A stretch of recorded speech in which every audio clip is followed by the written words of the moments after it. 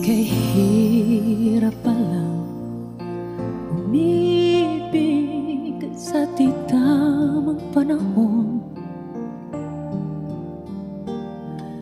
kung bakit ngayon ko lang natagpuan ang isang katulad mo.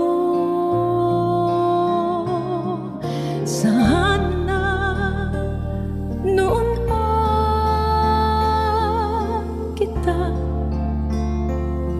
nakilala, sana noon pa lang na ang puso ay malaya pang magmahal.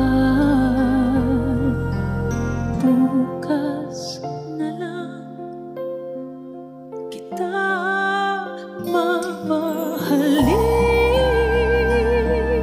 sabay sa paglaya ng